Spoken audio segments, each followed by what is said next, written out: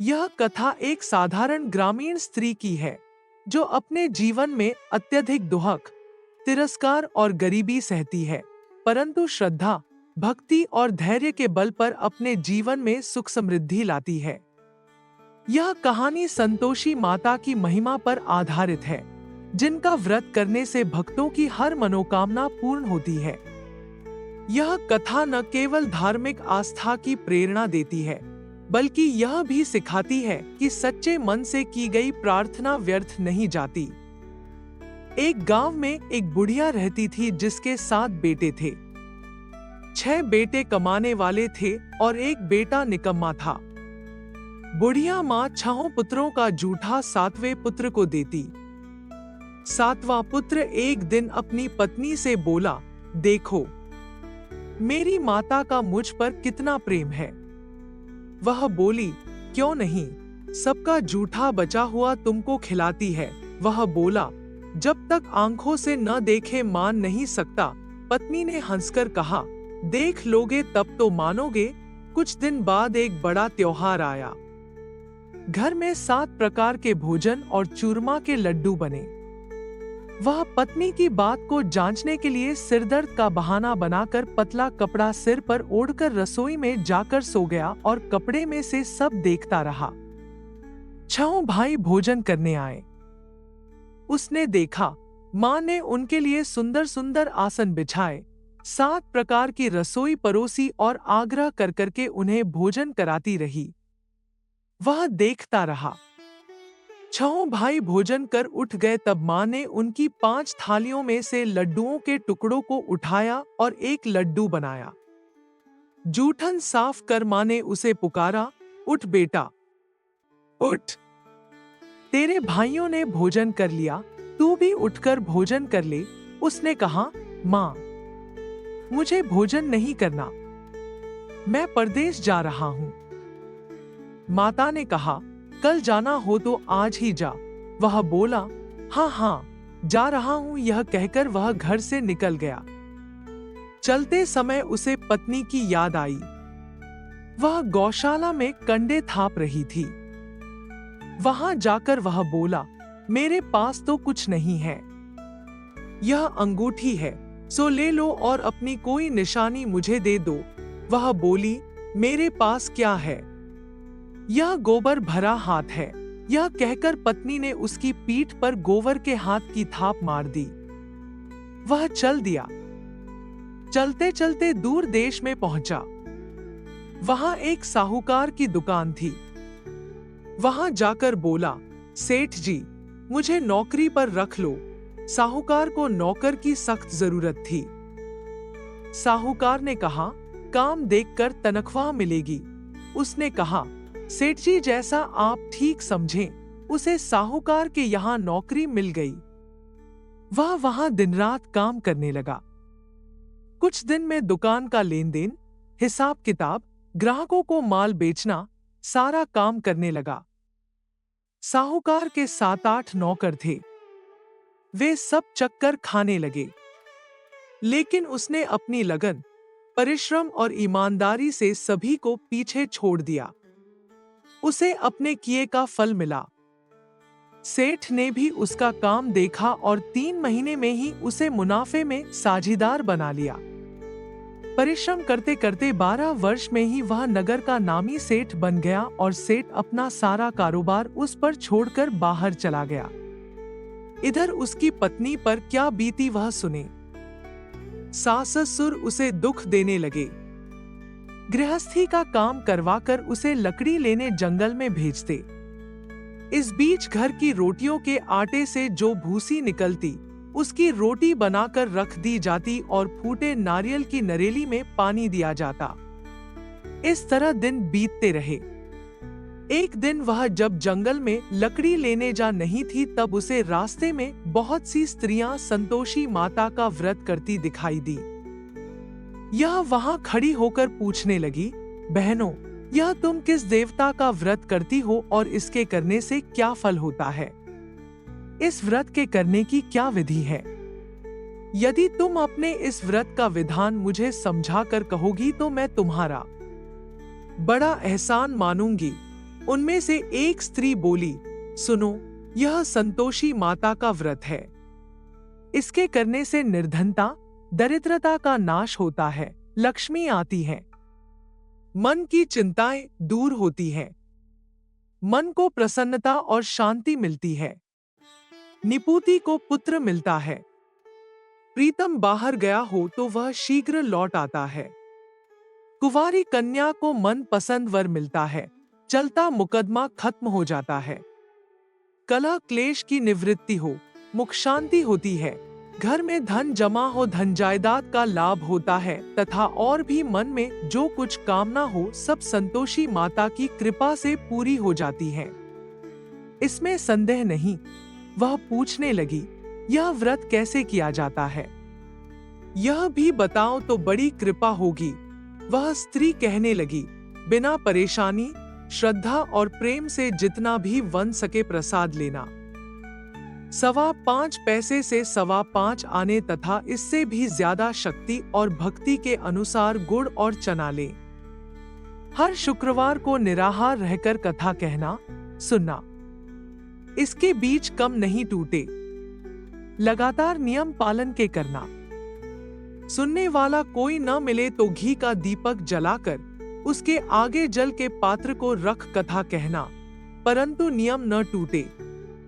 जब तक कार्य सिद्ध न हो नियम पालन करना और कार्य सिद्ध हो जाने पर व्रत का उद्यापन करना। 3 मास में माता पूरा फल प्रदान करती है। यदि किसी के ग्रह खोटे हैं भी तो माता 1 वर्ष में अवश्य उनको अनुकूल करती हैं। कार्य सिद्ध होने पर ही उद्यापन करना चाहिए, बीच में नहीं। उद्यापन में 2.5 सेर आटे का खाजा तथा इसी अनुसार खीर तथा चने का साग बनाना। 8 बच्चों को भोजन कराना। जहां तक मिले देवर, जेठ, भाई बंधु, कुटुंब के लड़के लेना, न मिले तो रिश्तेदारों और पड़ोसियों के लड़के बुलाना। उन्हें भोजन करा, यथाशक्ति दक्षिणा दे, माता का नियम पूरा करना।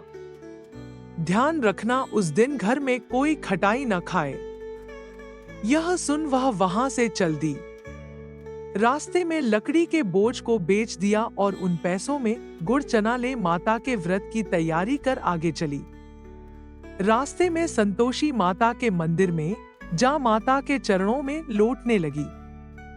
विनती करने लगी, मां, मैं दीन हूं, निपट मूर्ख हूं, व्रत के नियम कुछ जानती नहीं, मैं बहुत दुखी हूं।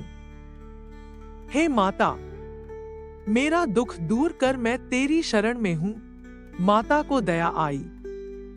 एक शुक्रवार बीता कि दूसरे शुक्रवार को ही उसके पति का पत्र आया और तीसरे शुक्रवार को उसका भेजा हुआ पैसा आ पहुंचा। यह देखकर जेठानी मुंह सिकोड़ने लगी, इतने दिनों बाद इतना पैसा आया, इसमें क्या बड़ाई है? लड़के ताने देने लगे, काकी के पास अब पत्र आने लगे, रुपया आने लगा, अब तो काकी की खातिर बढ़ेगी, अब तो काकी बुलाने से भी नहीं बोलेगी।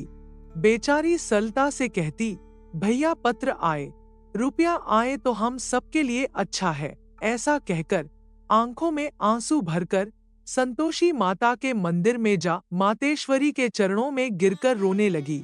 मां, मैंने तुमसे पैसा नहीं मांगा, मुझे पैसे से क्या काम, मुझे तो अपने सुहाग से काम है। मैं तो अपने स्वामी के दर्शन और सेवा मांगती। तब माता ने प्रसन्न होकर कहा, जा बेटी, तेरा स्वामी जल्दी ही आएगा। यह सुन खुशी से बावली हो वह घर आकर काम करने लगी। संतोषी मां विचार करने लगी, इस भोली पुत्री से मैंने कह तो दिया कि तेरा पति शीघ्र आएगा, पर आएगा कहां से? वह तो इसे स्वप्न में भी याद नहीं करता। उसे इसकी याद दिलाने तो मुझे ही जाना पड़ेगा। संतोषी माता ने उस बुढ़िया के बेटे को स्वप्न में समझाया, पुत्र, तेरी घरवाली कष्ट उठा पांच रही है। यह बोला, हाँ माता, यह तो मुझे भी मालूम है, परंतु क्या करूं, वहां कैसे जाऊं? परदेश की बात है, लेन देन का सारा हिसाब किताब है, कोई जाने का रास्ता नजर नहीं आता। आप ही कोई राह दिखाएं कि वहां कैसे जाऊं। माँ कहने लगी, सवेरे नहा धोकर संतोषी माता का नाम ले, घी का दीपक जला दंडवत कर और दुकान पर जा बैठना। देखते देखते तेरा लेन देन चुक जाएगा, जमा माल बिक जाएगा, सांझ होते होते धन का ढेर लग जाएगा। वह अगले दिन सुबह बहुत जल्दी उठा। उसने अपने मित्र बंधुओं परिचितों से स्वप्न में माता द्वारा कही गई बात कह सुनाई। वे सब उसकी बात सुनकर उसकी खिल्ली उड़ाने लगे। वे कहने लगे कि कहीं कभी सपने की बात भी सच्ची होती है। एक बूढ़ा व्यक्ति बहुत समझदार था। वह बोला, देखो भाई, मेरी बात मानो, इस तरह सांच या झूठ कहने के बदले देवता ने जैसा कहा है वैसा ही करना। तेरा क्या जाता है। बूढ़े की बात मानकर नहा धोकर उसने संतोषी माता को प्रणाम किया। फिर भी का दीपक जलाकर दुकान पर जा बैठा। शाम तक धन का ढेर लग गया। वह हैरान हुआ। मन में संतोषी माता का नाम ले, प्रसन्न हो, घर जाने के वास्ते गहना, कपड़ा व सामान खरीदने लगा। सब काम से निपट अपने घर को रवाना हुआ। उधर उसको पत्नी जंगल में लकड़ी लेने गई। लौटते वक्त थक जाने के कारण संतोषी माता के मंदिर पर विश्राम करने बैठ गई। यह तो उसका रोज रुकने का स्थान था। धूल उड़ती देख उसने माता पूछा, हे माता, यह धूल कैसी उड़ रही है। माँ ने कहा, हे पुत्री, तेरा पति आ रहा है। अब तू ऐसा कर, लकड़ियों के 3 बोझ बना, एक नदी के किनारे रख, दूसरा मेरे मंदिर पर और तीसरा अपने सिर पर रख। तेरे पति को लकड़ी का गड्ढा देखकर मोह पैदा होगा। यह वहां रुकेगा, नाश्ता पानी बना खाकर माँ से मिलने जाएगा। तू लकड़ी का बोझ उठाकर जाना और बीच चौक में गड्ढा डालकर 3 आवाजें जोर से लगाना, लो सासू जी, लकड़ियों का गट्ठा लो, भूसी को रोटी दो, नारियल के खोपरे में पानी दो। आज कौन मेहमान आया है। संतोषी माँ की बात सुनकर वह बहुत अच्छा माँ कहकर प्रसन्न मन से लकड़ियों के 3 बोझ बना लाई। एक नदी के तट पर, दूसरा माता के मंदिर पर रखा। इतने में ही मुसाफिर वहां आ पहुंचा।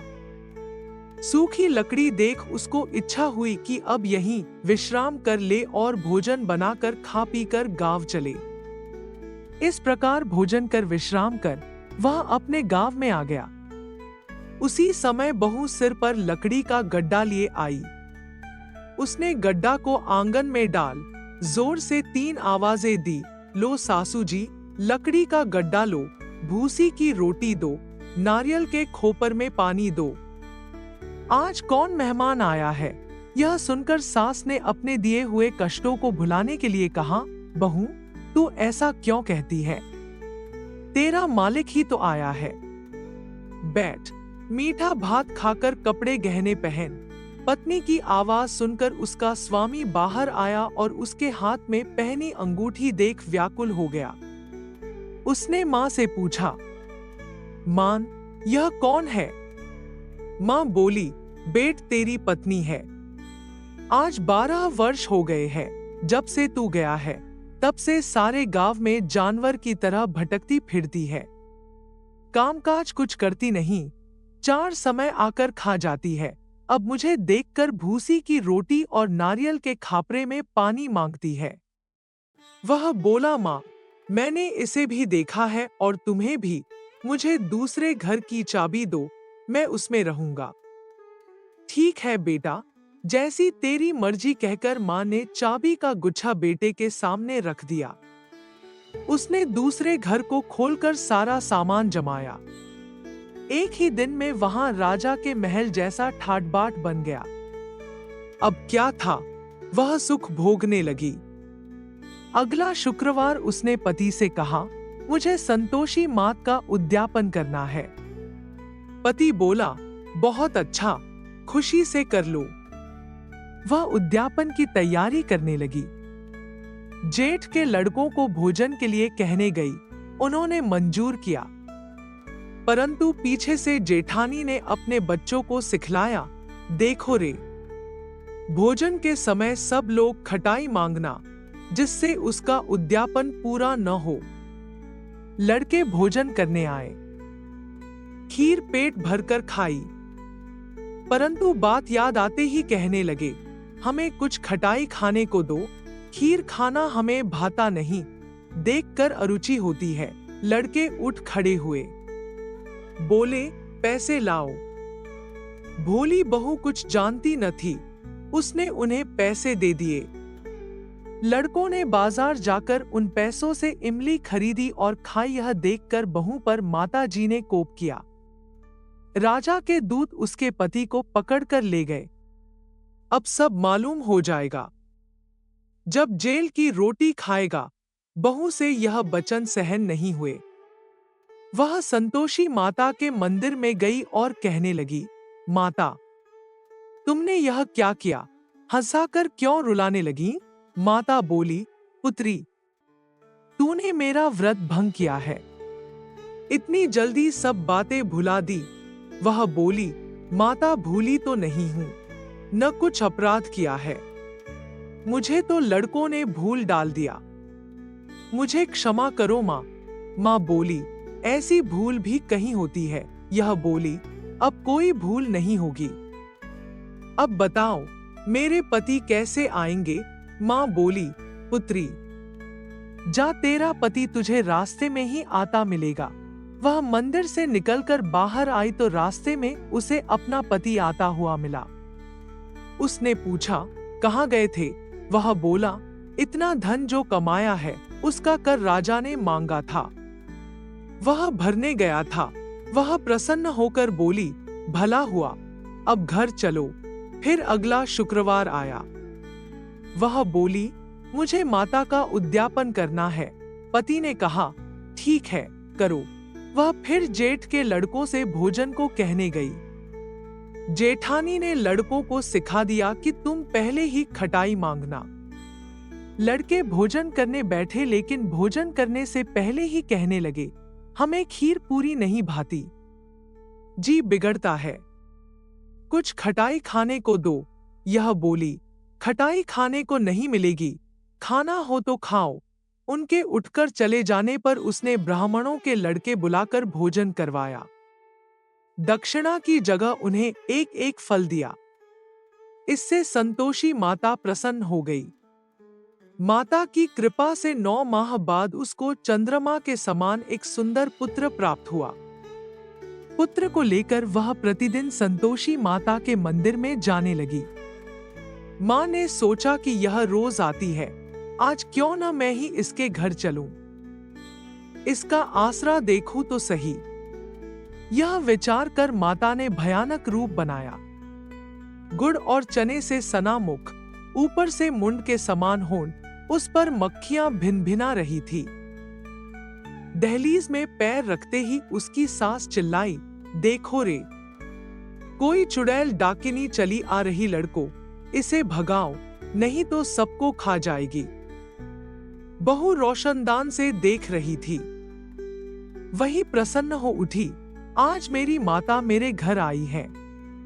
यह कहकर दूध पीते बच्चे को गोद उतार दिया। इस पर उसको सास गोद में भरकर बोली, अरे रांड, इसे देखकर कैसी उतावली हुई है, जो बच्चे को पटक दिया।